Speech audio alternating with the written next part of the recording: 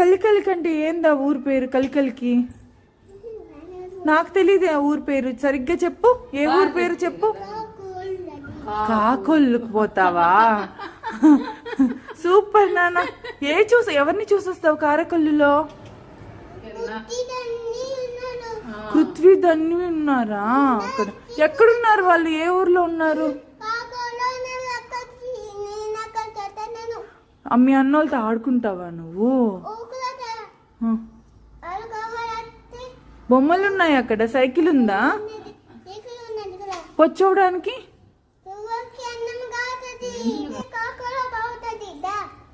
సరే, ఫోన్ కూడా తీసుకోవచ్చు. నువ్వు ఫోటోలకు నిలబడతావా అయితే?